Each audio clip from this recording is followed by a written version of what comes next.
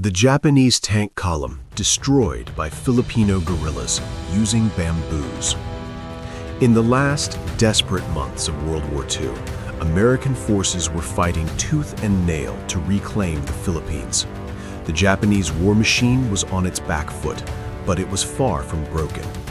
Battle-hardened imperial soldiers, backed by columns of steel armor, pushed deep into the jungles, determined to crush the last pockets of resistance. They were a modern, mechanized army, and they were confident their technology would win the day. But in the dense, suffocating wilderness of the Philippine Islands, they were about to learn a terrifying lesson. They weren't fighting a conventional army. They were fighting the jungle itself, and the men who had mastered it.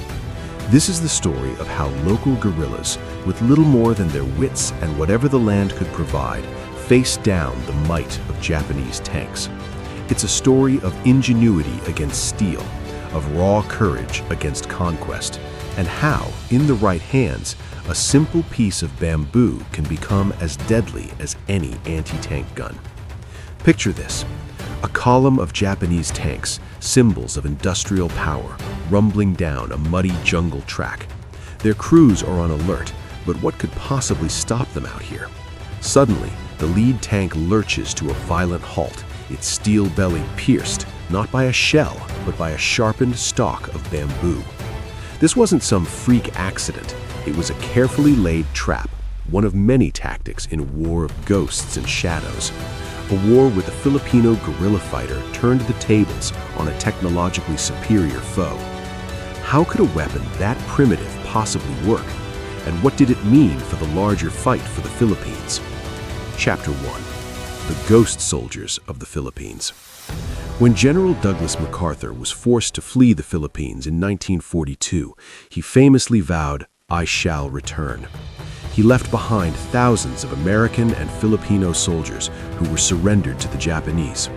What followed was the horrific Bataan Death March and years of brutal occupation. But the fight was far from over. From the ashes of that defeat, a new kind of army was rising, an army of ghosts. All across the islands, from the thick jungles of Luzon to the remote villages of Mindanao, resistance movements sprang to life.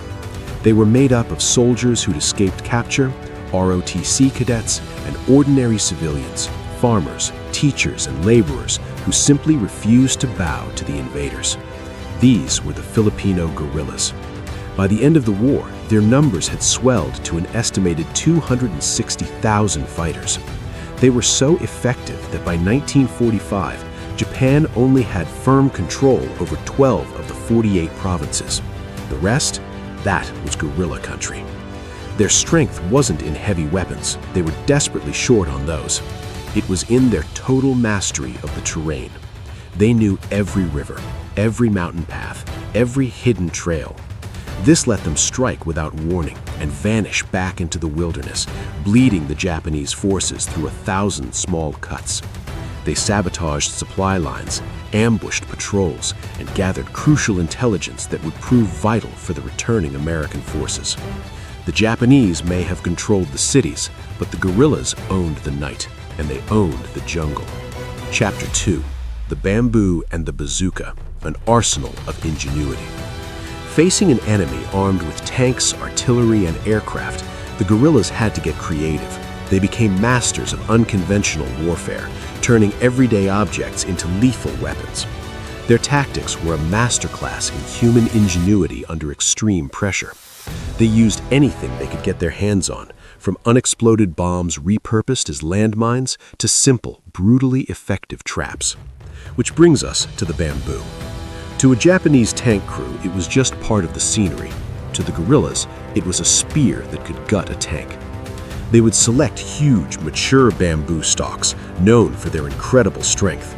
They'd sharpen the ends into vicious points, often hardening them with fire to make them even tougher.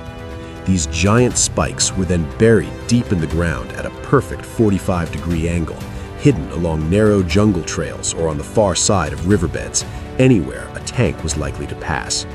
The trap was simple but absolutely brilliant. A tank weighing several tons would rumble forward, and its own momentum would do the rest, causing it to impale itself on the spike. The bamboo was aimed at the tank's underbelly, where its armor was thinnest.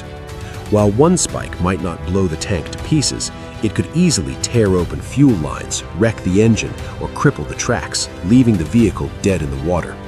And an immobilized tank in the jungle is just a sitting duck, an iron coffin waiting for guerrillas to finish the job with grenades or Molotov cocktails. This wasn't just physical destruction, it was psychological warfare. It turned a routine patrol into a nerve-shredding nightmare. But the guerrillas didn't just stick to primitive tools. They were adaptable, and they quickly learned to use modern weapons when they could get them.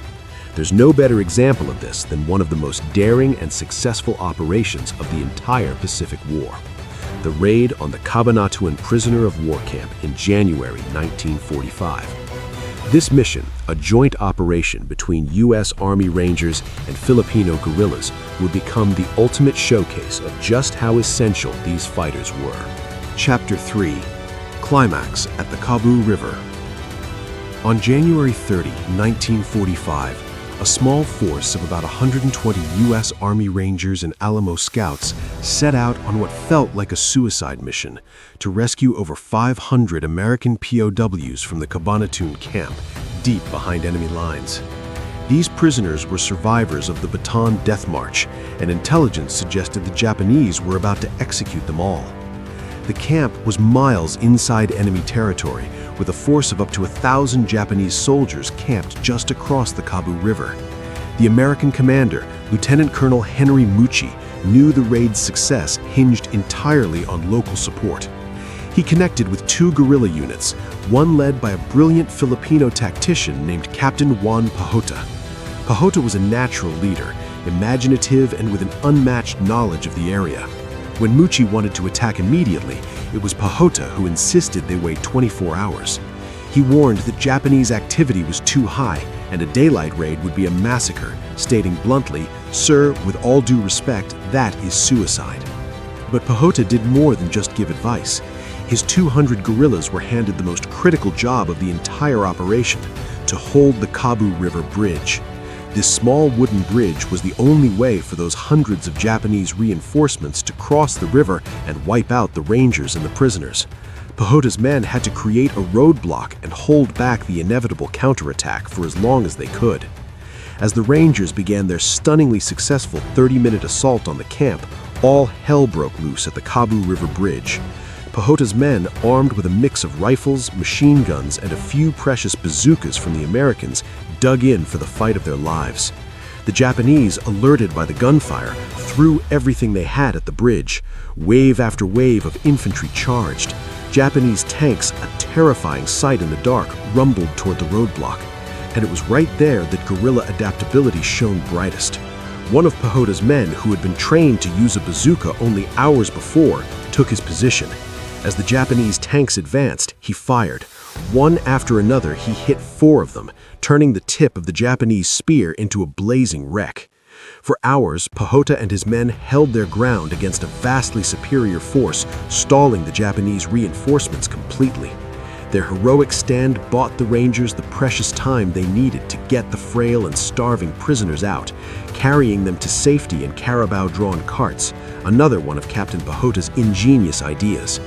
That incredible stand at the Kabu River Bridge was the story of the Filipino resistance in miniature. It was a story of courage, cleverness, and the powerful fusion of local knowledge with modern firepower. Let's be clear, without the guerrillas led by men like Juan Pahota, the Great Raid at Cabanatuan would have failed. Hundreds of prisoners would have died, and the Rangers would have been annihilated. So while the story of a whole tank column being wiped out by only bamboo might be more legend than a single documented event, the truth it represents is very real. Filipino guerrillas did use bamboo traps, and they did stop Japanese tanks. They fought a brutal shadow war that tied down tens of thousands of enemy troops and provided game-changing intelligence. They proved that a people's will to be free is a weapon more powerful than steel. From a fire-hardened bamboo spike hidden in the mud to a perfectly aimed bazooka round at a critical bridge, the Filipino resistance showed the world that in the crucible of war, it isn't always the side with the biggest guns that wins. It's the side with the most courage and the sharpest minds. Their legacy is a testament to the fact that even in the face of impossible odds, a determined few can absolutely change the course of history. The story of the Filipino guerrillas is one of so many incredible tales from World War II that have been overlooked. If you found this story of ingenuity and bravery as amazing as we did, make sure to subscribe and hit the notification bell for more dives into the forgotten battles and heroes of history. And let us know in the comments, what other unsung stories from that era do you think the world needs to hear? We read every single one. Thanks for watching. My deepest gratitude for your support on our channel, the Knowledge Vault Center. Thank you so much for subscribing, liking, and commenting on our videos. God bless, keep safe, and in good health.